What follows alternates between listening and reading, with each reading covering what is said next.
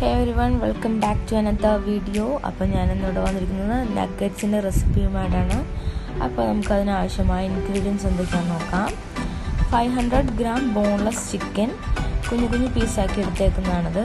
പിന്നെ bread crumbs, ആവശ്യത്തിന് ഉപ്പ്, 1.5 ടീസ്പൂൺ കുരുമുളക് പൊടി, 2 മുട്ട അടിച്ചെടുത്തത്, വെളുത്തുള്ളി ഇഞ്ചി paste, 1.5 teaspoon oil, 1 teaspoon soya sauce, പിന്നെ നമ്മുടെ ബ്രെഡ് സൈഡ് കട്ട് ചെയ്തിട്ട് കുഞ്ഞു പീസാക്കി എടുത്തേക്കുന്നത്. അപ്പോൾ നമുക്ക് ആദ്യം തന്നെ ജാറിലേക്ക് നമ്മുടെ ബ്രെഡ് പീസായിട്ട് വെച്ചിരിക്കുന്ന ബ്രെഡ് ഇട്ട് കൊടുത്തിട്ട് ഒന്ന് പൊടിച്ചെടുക്കാം.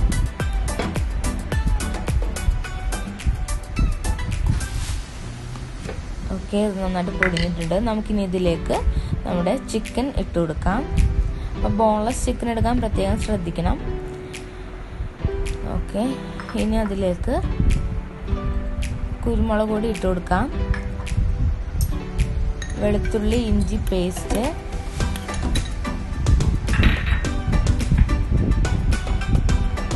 സോയാ സോസ് 1 ടീസ്പൂൺ,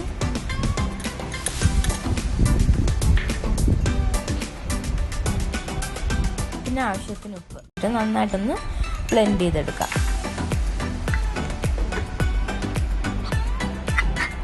ഓക്കെ, അപ്പോൾ നമുക്കിനി മിക്സ്ചർ നമ്മുടെ റെഡി ആയിട്ടുണ്ട്. നമുക്കിതൊരു പാത്രത്തിലേക്ക് മാറ്റാം.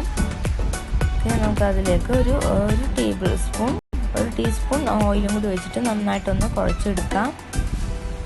ഓക്കെ, എന്നിട്ട് നമുക്കിതൊന്ന് പയ്യെ ഒന്ന് പരത്തി കൊടുക്കാം. അപ്പോൾ ഇതേപോലെ പരത്തി കഴിഞ്ഞിട്ട് നമുക്കൊരു കുക്കി കട്ടറോ അല്ലെങ്കിൽ കത്തിയോ എന്തെങ്കിലുമൊക്കെ വെച്ചിട്ട് ഇഷ്ടമുള്ള ഷേപ്പിൽ നമുക്കതൊന്ന് കട്ട് ചെയ്തെടുക്കാം. ഇപ്പോൾ ഓവൽ ഷേപ്പിലായാലും കുഴപ്പമില്ല, സ്ക്വയറോ ഹാർട്ട് ഷേപ്പോ ഏത് ഷേപ്പ് നമ്മുടെ ഇഷ്ടത്തിനനുസരിച്ചുള്ള ഷേപ്പിലത് കട്ട് ചെയ്തെടുക്കാവുന്നതാണ്. അപ്പോൾ ഞാനിവിടെ ഒരു ഹാർട്ട് ഷേപ്പിലാണ് കട്ട് ചെയ്തെടുക്കുന്നത്. അപ്പോൾ നിങ്ങൾക്ക് ഏത് ഷേപ്പ് വേണമെങ്കിലും കുഴപ്പമില്ല. ഓക്കെ, അപ്പോൾ നമുക്ക് ഈ രീതിയിൽ ബാക്കിയുള്ളത് അങ്ങനെ തന്നെ കട്ട് ചെയ്ത് വെക്കാം. അപ്പോൾ നമ്മളിത് കട്ട് ചെയ്തിട്ട് വെക്കുന്ന പാത്രത്തിൽ കുറച്ച് ഓയിൽ സ്പ്രെഡ് ചെയ്തിട്ട് വേണം വെക്കാൻ, അല്ലെങ്കിൽ അത് ഇങ്ങനെ ഒട്ടിപ്പിടിച്ചിരിക്കും. അപ്പോൾ നമുക്കിത് എടുക്കാൻ പറ്റില്ല. അപ്പോൾ അതുകൊണ്ട് ഓയിൽ പറ്റിയിട്ട് വേണം ഇതാക്കാൻ. അപ്പോൾ ഞാനിവിടെ ഓവൽ ഷേപ്പിലും സ്ക്വയറിലും ഒക്കെ കട്ട് ചെയ്ത് വെച്ചിട്ടുണ്ട്. നമുക്കിനിത് ബ്രെഡ് ക്രംസിലൊന്ന് ഡിപ്പ് ചെയ്തെടുക്കാം. അപ്പോൾ അതിനായിട്ട് ഞാൻ 2 മുട്ടയാണ് ഇവിടെ എടുത്തിരിക്കുന്നത്. ഇതേപോലെ മുട്ടയിൽ മുക്കി ബ്രെഡ് ക്രംസിൽ ഡിപ്പ് ചെയ്ത് എടുക്കാം. വളരെ ഈസി, തീർച്ചയായും എല്ലാം ട്രൈ ചെയ്ത് നോക്കണം. അപ്പോൾ നമുക്ക് ഇതേപോലെ എല്ലാ നഗറ്റ്സും നമുക്കിതുപോലെ ഡിപ്പ് ചെയ്തെടുക്കാം. അപ്പോൾ നമുക്കിതൊന്ന് ഫ്രീസറിൽ ഒരു മണിക്കൂറൊന്ന് റെസ്റ്റ് ചെയ്യാൻ വേണ്ടി വെക്കാം. ഓക്കെ, ഇത് 1 മണിക്കൂറിന് ശേഷം നമുക്കിതൊന്ന് ഫ്രൈ ചെയ്തെടുക്കാം. അതിനായിട്ട് ഞാനിവിടെ ഒരു ഫ്രൈയിങ് പാനിൽ ഓയിൽ ഒഴിച്ച് കൊടുത്തിട്ടുണ്ട്. നമുക്കിത് ഓരോ പീസായിട്ട് ഇട്ടിട്ട് ഫ്രൈ ചെയ്തെടുക്കാം.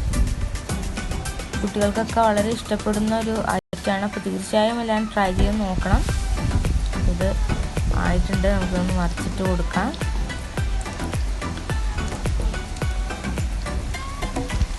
ഓക്കെ, അങ്ങനെ നമ്മുടെ നഗറ്റ്സ് ഇവിടെ റെഡിയായിരിക്കുകയാണ്. വളരെ ഈസി ആയിട്ട് നമുക്കിത് റെഡിയാക്കാൻ പറ്റും. അപ്പോൾ നമ്മുടെ നഗറ്റ്സ്, അപ്പോൾ തീർച്ചയായും എല്ലാം ട്രൈ ചെയ്ത് നോക്കാം. എൻ്റെ വീഡിയോ ഇഷ്ടപ്പെട്ടാൽ ലൈക്ക് ചെയ്യുക, ഷെയർ ചെയ്യുക, കമൻറ്റ് ചെയ്യുക. മറ്റൊരു ദിവസം വേറൊരു വിഭവമായി കാണുന്നവരെ എല്ലാവരും അസ്സലാമു അലൈക്കും.